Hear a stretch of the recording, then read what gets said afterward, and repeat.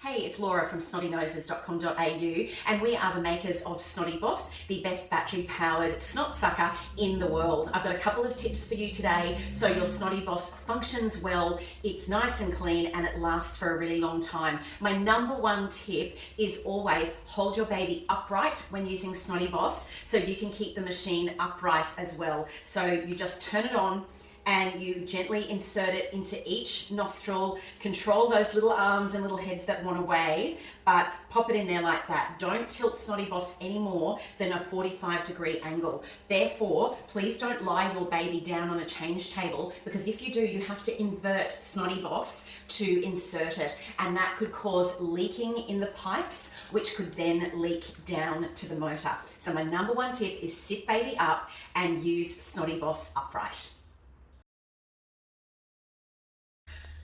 Okay, so we've got two AA batteries in the back and I press the power button and the suction is constant out of the little nozzle here.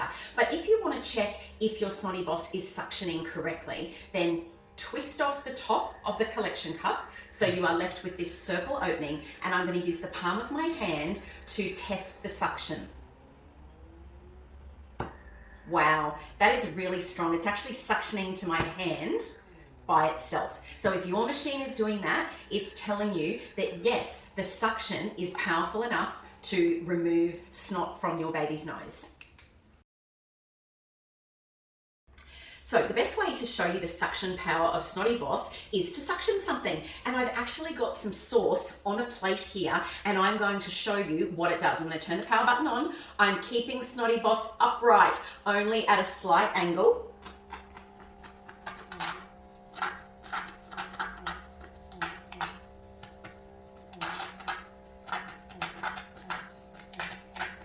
And that is a lot of sauce that I have suctioned in a couple of seconds.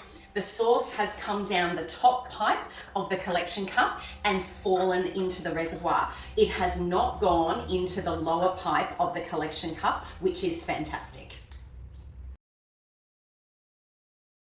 So the next important step is how to clean Snotty Boss. There is a basic clean method and an advanced flush clean. Let's do the basic method first. You simply detach the collection cup from the base. So the motor part is all clean here, nothing has leaked, and we're just going to put it to the side here.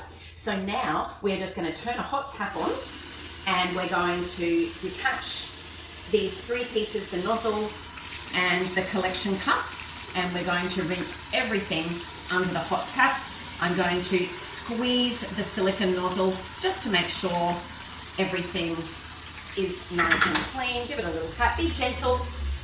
We don't want to drop these. We don't want to drop these parts because they could crack. And make sure that everything dries off before you put it back together.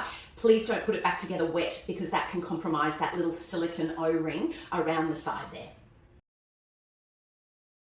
Okay, so I've rinsed all of my pieces and I'm just going to allow them to dry on a towel for a couple of minutes. Then I can click them back together and Snotty Boss is ready to go. Now, when I'm attaching back to the motor, there are two little wings underneath the collection cup. I need to just sit it on the top there.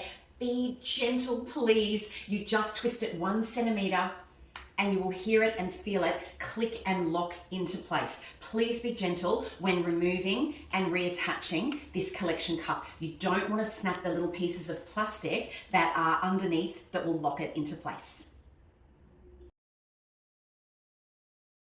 Sometimes after using Snotty Boss, the motor can sound a bit gurgly, and that means you might have turned it inverted and some snot has got into the lower pipe and suctioned down into the motor. You will know straight away because the motor will sound gurgly. Don't wait. You need to flush it immediately. If you leave snot inside your motor, it will dry and it will stop the motor cog from turning and your machine will be ruined. And insufficient cleaning is not covered by the warranty. So if it sounds gurgly, you need to do the advanced internal flush. Okay, the advanced internal flush should only be done if your motor sounds gurgly or you can see snot on the top light blue bit here. The best way to avoid a leak is to always use Snotty Boss upright Do not invert it. So keep it upright, it should never leak. But if it doesn't sound gurgly, let's do the advanced internal flush. I'm putting the nozzle directly on the center nodule, and you will actually see just beside it that there is a little black air hole. It means that I'm going to flush some water up through the nozzle. It will flush around the motor and it will expel out that little air hole. So this is what I need: a bowl of clean water. Now, if your motor is smelling a little bit disgusting and a little bit sour, you can add some eucalyptus oil to this water bowl. Now, all I'm doing is submerging just up to the level of the nozzle, and we're going to flush it around for a couple of minutes to clear anything out. Turn the power button on and lower just the nozzle into the water. And you can hear it sounds really, really gurgly. It's suctioning water up into the motor, flushing it around, and the water is coming back out the air hole. Keep doing that for a couple of minutes until the water runs clear.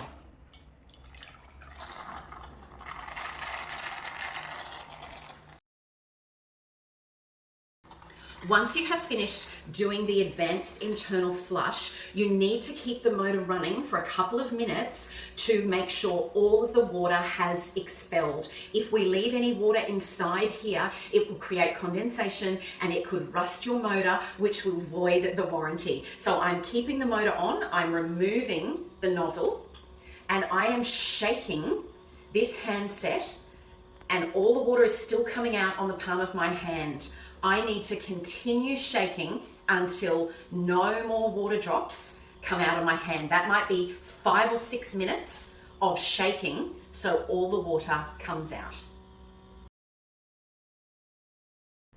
This is a little bit of troubleshooting if your Snotty Boss suddenly won't turn on. You will have tried to put new batteries in the back, but maybe it's still not turning on. It might mean the motor cog inside is just a little bit stuck and it needs a tap, tap, tap on the bench to jolt it to get going. This is what we mean: a pretty hard set of taps flat on the base. And then try the power button again. If that doesn't work, turn it sideways.